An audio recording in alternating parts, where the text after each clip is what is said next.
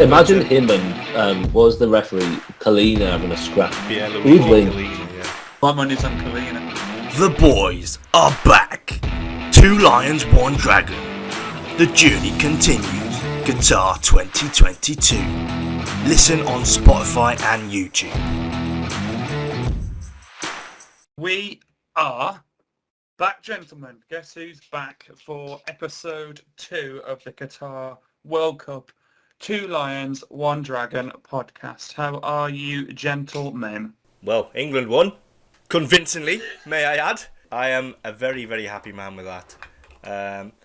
We watched the Wales game down the pub, didn't we, Trig?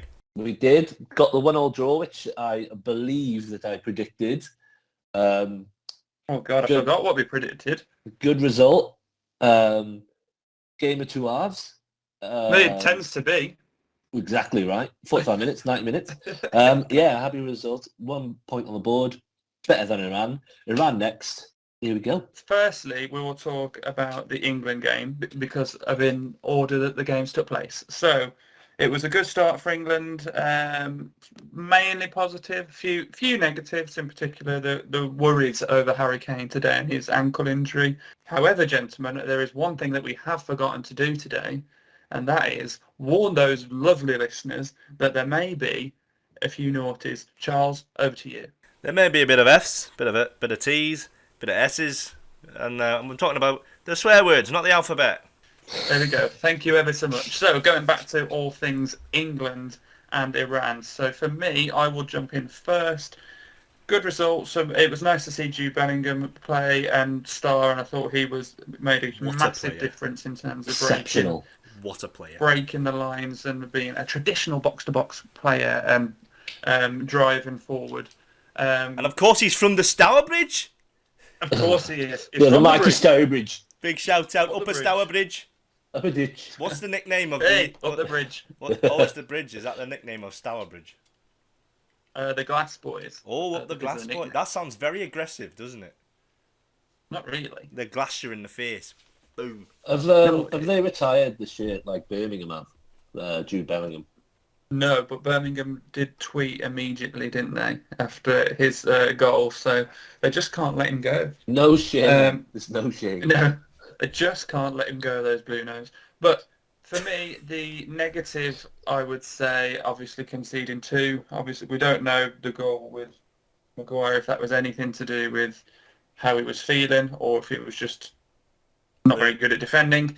And then the penalty was annoying because it was identical to the one that England could have had in the first half. 2 of them. So 2 of them on bloody John Stones as well. And the other thing that for me, I would say the only question mark, if you were to look at the team going forward, is Mason Mount was a little quiet. But I think that's partly because the other players around him just were so good going forward.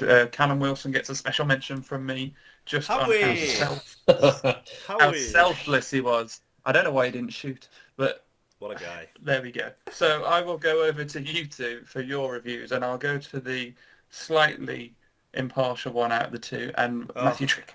I'm buzzing here. I can't wait to jump in. Go on, hurry up, Trick. I've put him on mute. Oh, you know that'd be the dream, wouldn't it? I think it was a great result. I mean, it's a great way to start the World Cup. Get 6 goals. Obviously, the main issue for England going into the World Cup was the defensive capabilities. Bloody, if you started Ben White, then and Aaron Ramsey, maybe you wouldn't have conceded 2 goals. He did make a good save, mine. We would have conceded 3. But yeah, I think if you discount the penalty, it's only really 1 lapse in defence where, in the large part, that you dominated.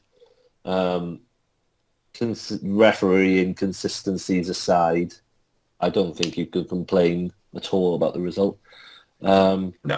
It's a confident attacking performance that has probably got quite a lot of teams worried, to be honest. Yeah, and it was something I would say that made me happier, because normally when a team sits and are quite organised defensively, we tend to struggle as a team, England. So that was one positive I will take away from it. Now, over to the excitable puppy in the corner. Charlie? Is that a pint? I'm not going to say those words just yet. Don't say them. I'm not going to say them.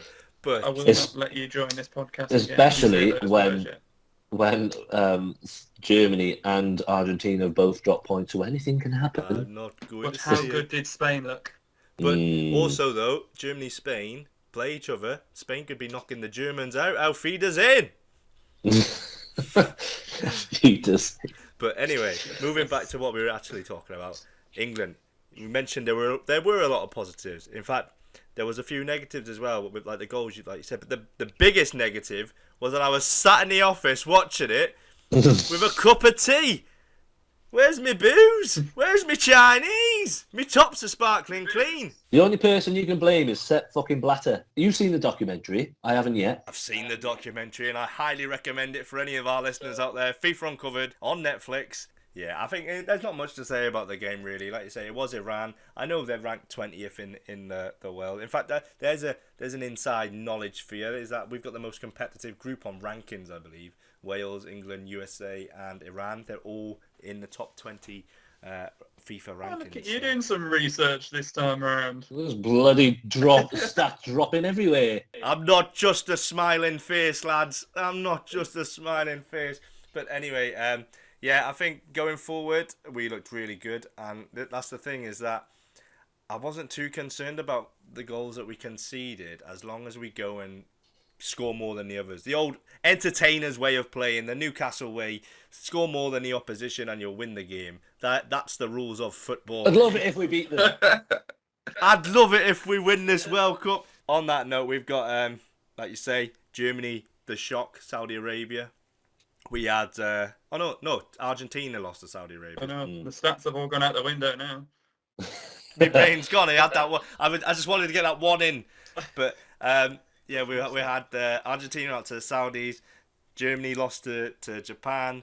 To be honest, the other games haven't really been exciting. 0-0ers. But I think you're looking at France, England, Spain, and we're yet to see what Brazil have got to offer.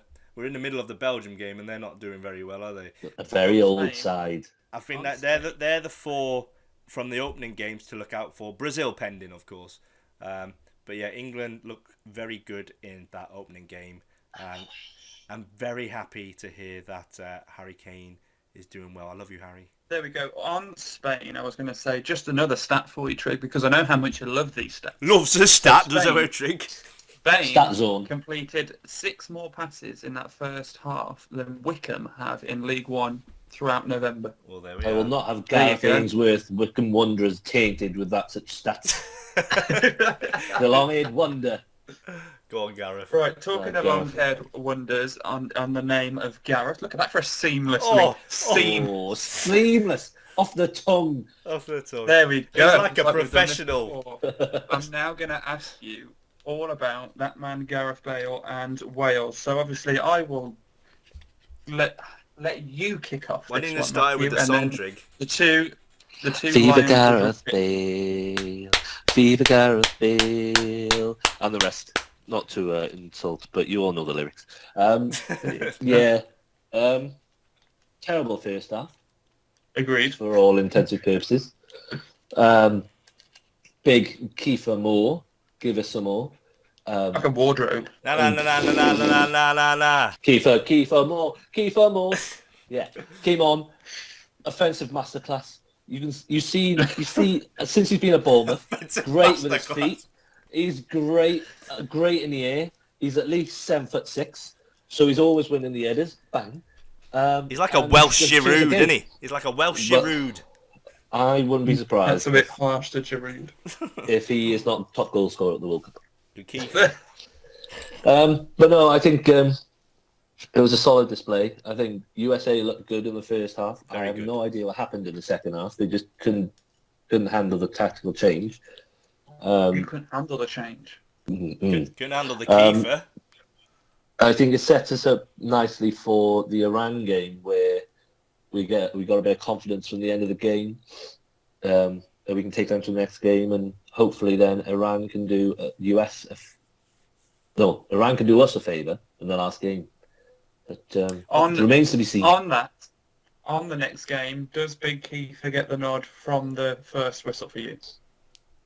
I think yes. I think Dan James coming off at half time was a blessing in disguise, where obviously it changed the game for us in the second half, and Dan James is a bit fresher and cannot perform as badly in the next game. So obviously Nico Williams was blowing at the end of the game. Ampadu took a knock, so we'll see. Ooh. Hey, come on though. Keep It's PG. Ampadu took a knock at the end. Hopefully he's all right. What a shit game he had, by the way. We missed wee Joey Allen. And Ramsey and Bale weren't fit at all, But yeah, we got the draw, which is a fair result in the end. Got the point, didn't you? Yeah, we got the point. But we got a point. And here's a stat. I think I mentioned this in the pub chat. That who scored? Timothy Weah. Oh yeah. First person to score against Wales since Pele. Oh, how's that? At the World Cup. That's not a just general. long I was time. going to say, it's been a long night. Yeah. No, we're here and we're enjoying ourselves. Well, that's a good time, not a long time. Let me just tell you a bit about Trig Cam, which we had at the pub. It all started confident. He was belting the anthem out. Go on, and then something in Welsh. He was confident. Oh, we're just here for the ride. The USA goal went in, and his mood changed. I could feel his bumhole twitching on the seat. We're going, and then as soon as they got the penalty, it's like they scored a bloody goal, and they celebrated the replay as well. Well, yeah, like I keep saying, we're here for a good time, not a long time. So any goal we score, it was great. It was a great atmosphere, and I'm guessing we're going down there for the England-Wales game, Trig. I don't know. I'm not sure on my plans yet, but I will be. Let's not get ahead of ourselves. We've got games before that, gentlemen. There is a schedule to stick to. Come on. Everyone's talking about what Wales and USA are going to do because Iran was so bad. But what if Iran actually turned the tables and beat Wales and USA? I think we're all in agreement with the Matthew Trigg's little summary there of Wales' performance. I think we all agree. So there's no point of me and you, Charlie, adding anything, but other than predictions for the Wales-Iran game whilst we are there. So I will go to the man in the know, Matthew Trigg. Wales-Iran. I'm going to go for I think Iran, obviously they got, what's his name? Is it Taremi up front? Yeah. He's a handful. He's in for the golden boot. They didn't really have anything, did they? Obviously, we didn't see what they were like with possession against England. So I'm going to go for a 2-1 win for the mighty Cymru. Gymraeg. Oh, we're stealing my scores. Send us on 4 points and then into the next round. Oh, there we are. Right. Charles? I'm going to be controversial here. Stop. Oh, I know what he's doing. Stop. He's going to drop an Iran win. I'm going for an Iran victory. I think they're going to... Carlos Queiroz is going to pull out a masterclass. And he's a guff. There's going to be a 1-0 victory. And I'll tell you why. Because I think the Wales team are unfit. I think they're unfit. And unless the only player they've got really that can do well for him is Kiefer and Brennan Johnson. That's 2 players. I was mistaken. Anyway, but he's got Robert Page has to. He's got to step up. He's there as one of the lads. Yeah, he got Wales there, but he needs to do more as a manager. And I think Carlos Queiroz will just tactical masterclass over young Robert Page. 1-0 Iran. Robert, apologies. I mean, you battered Iran 6-2. I don't think there was a tactical masterclass to be seen from Iran. How dare you take Gareth Southgate's name with that? I'm not. No, from Iran, not England. All right. Well, yeah, but they were tactical. They're luring USA and Wales into a false sense of security. It was dirty. Oh, who are they going to use? Fucking Yakenbash from Brighton can score for shit. Yeah. Well, my concern is the goalkeeper back? Horrendous decision to keep him on, though. I don't understand. Yeah. Shocking. But that's for another time. Another time. For Luke, people who are on much more money than me. Yes, we need Luke's that is prediction correct. for the Iranian I game. think it is going to be a very, very cagey affair. And we're going to go with a 1-0 Wales win. I don't think it's going to be a page turner, unfortunately, because I think Iran. See that for a pun as well. I think because Iran are going to try and disrupt the flow of the game, like with tactical fouls and things like that. So I think that's what it will be for me. In terms of predictions for our other game of focus, USA versus England, I will go with you, Mr. Reese, first. I don't think it'll be as comfortable, but I think there's still a 3-0 there or a 3-1, you know. I think, like the Wales game, not like the Wales game, I don't know what I'm talking about. I think it'll be very scrappy possession-based in the first half. Maybe one goal, maybe none. That's what I'm predicting. But I think England will come through with a 2-0 win. We are bloody, and again, excuse the pun, on the same page here, because I was going to go for a 2-0 England win. I think it'll be a little less comfortable, and as long as we don't have a Robert Green moment, we will be okay. We have got the predictions in there. We've talked about some of the other things that have gone on in the tournament. Well, I want to talk about some different things. Before we move on, lads, have you noticed? There's been a great grand return. Your wall chart. The wall chart is back. The wall chart and a sneaky link with your guitar in there as well. Told you. One strum, and I'm strumming it into a fucking skip. Well, I've got two now. Oh God. I got an amp, proper load. Anyway, moving on. That is a lovely wall chart. Thank you very much, Charlie. Thank you. Something that I wanted to ask you, because initially, I think we're all a little bit meh about the World Cup because of where it is and when it is. We weren't really sure. We can't go to the pub. We've got to watch it at work. All the many factors. But now there's building a little bit. I'll be honest. There's a little bit of excitement in me, partly because of the results, partly because there's been some shocks. So I want to ask you a question, gentlemen. With World Cups in the past, and I appreciate, Trig, that this may not be a Welsh player for you, unfortunately. Apologies. But who has been your favourite player from a World Cup that you've watched growing up? I'll give you some time to think, and I will go first, partly because I prepared the schedule, so I know this question was coming. So, for me, I'm going to have to go with R9. I remember the World Cup, and it was the World Cup where I decided that David Seaman was the worst goalkeeper in the world, not recognising that Ronaldinho's free kick was just brilliant. And he went for the silly haircut, didn't he? Because there was some. Yes, and it was it Japan? The Land of the Rising Sun. We had that song, didn't we? We're on the ball. We're on the ball. So, for me, he lit that tournament up, and I think he just shows that if he hadn't have had the injuries that he had, he could have been, and controversial here, I would say he could even surpass what Messi and Ronaldo may have done, because he was just so good.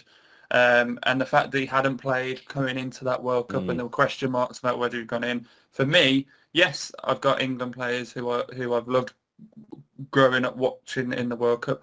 David Beckham was a huge thing. Michael, especially the penalty against Argentina. Michael Owen, when he broke onto the scene with that goal against Argentina.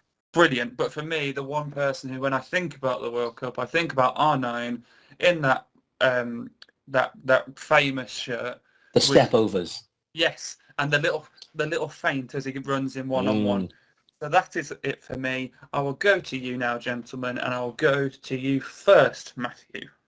I'm going to go from my earliest memory of a World Cup, and it's a header that is burnt into my memory as a young lad, starting off my journey into the world of Pêl-droed. France 98, World Cup final. Thank you. The bald magician, born in Algeria, playing for France, Zinedine Zidane, bang!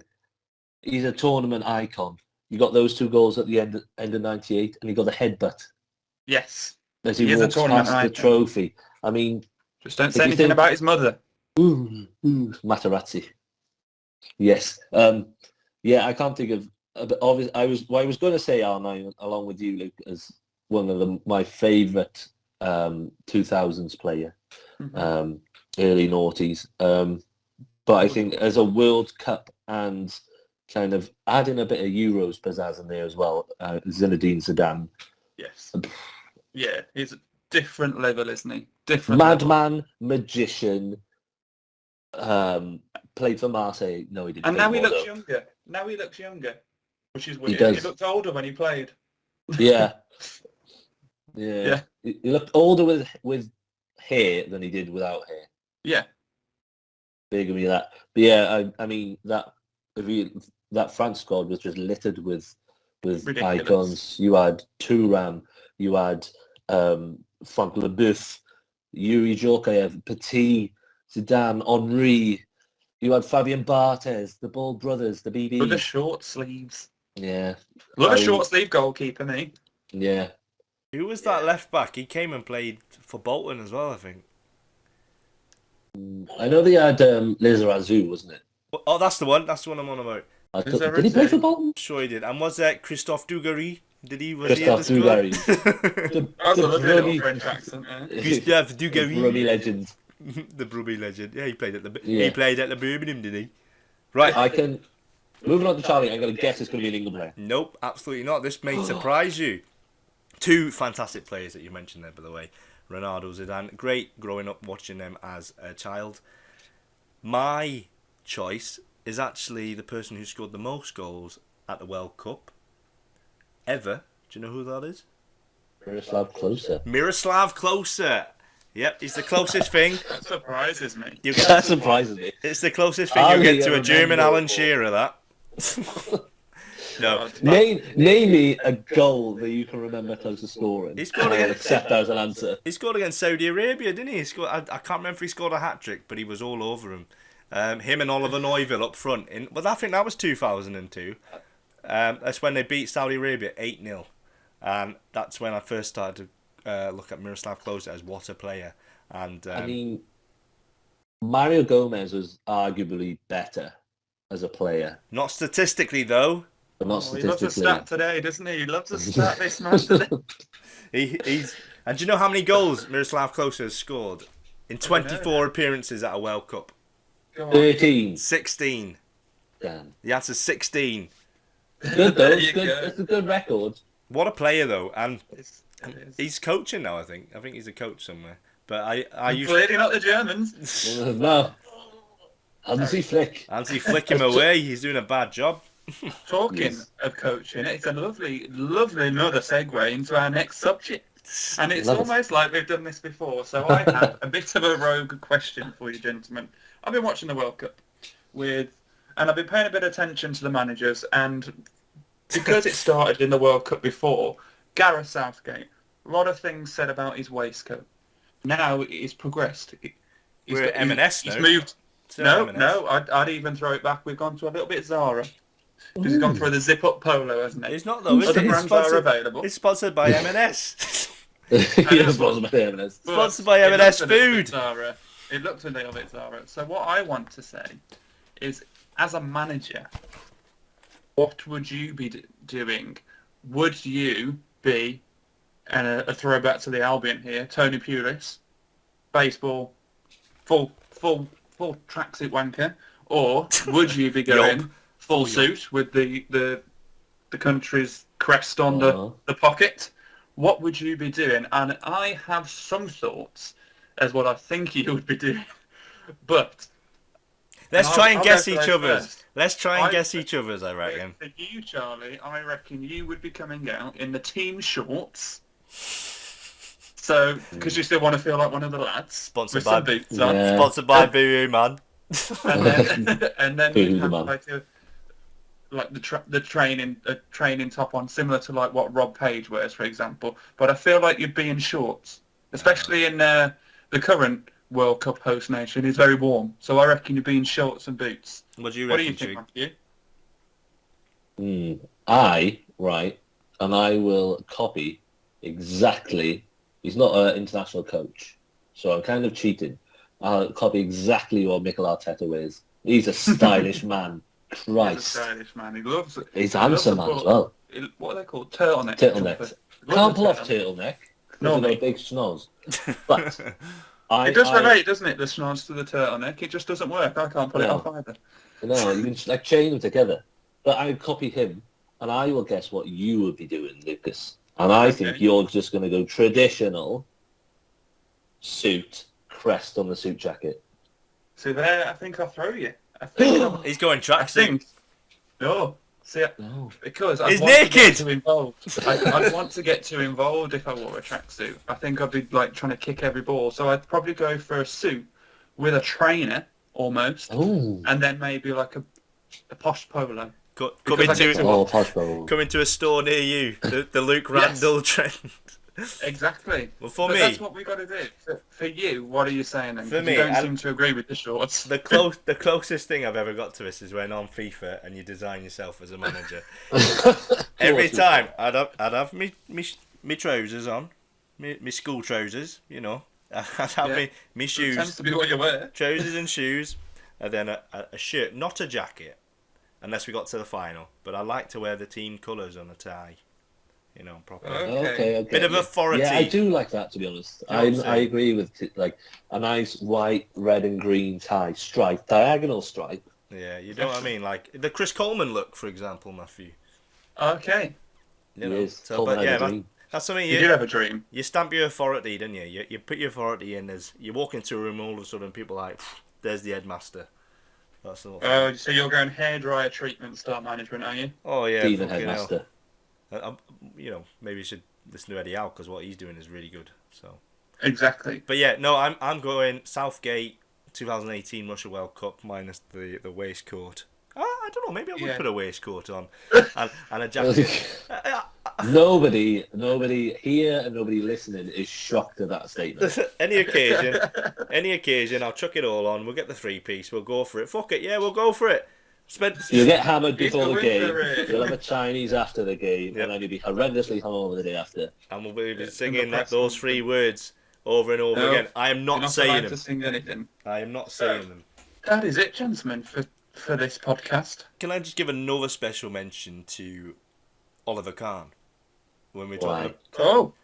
You know that German. But you hated the Germans. I do hate the Germans. As a player. But I think I used to love watching him play, Oliver Kahn. I think he was one of the most exciting goalkeepers to watch. How passionate he was. Imagine him and what was the referee, Kalina, having a scrap. Pierluigi Kalina, yeah.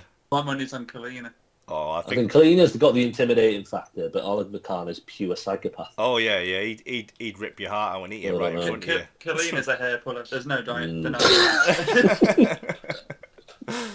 Oh God. Charlie, tell the lovely listeners how they can follow, listen, share, whatever they do, these kids these days, to listen to this podcast. Hello, you lovely listeners. This is Charles here with the social media update and how you can follow the 2 Lions, 1 Dragon podcast. For behind-the-scenes footage, like Matthew Trigg with his Trigg cam at the Wales game. See how he gets excited whenever the Wales goals go in. So we're on Instagram, 2 Lions, 1 Dragon. We're on Twitter, 2 Lions, 1 Dragon. We're on TikTok. We've moved into the modern age. We're at 2 Lions, 1 Dragon. Down with the kids. And we're on YouTube. What else are we on? We're on everything. Just type in Spotify. 2 Lions, 1 Dragon. See what comes up. Listen to the podcast on Spotify and YouTube. If you missed the first one, you missed a cracker. I'm lying. But this one was all right. And we'll see you in the next one.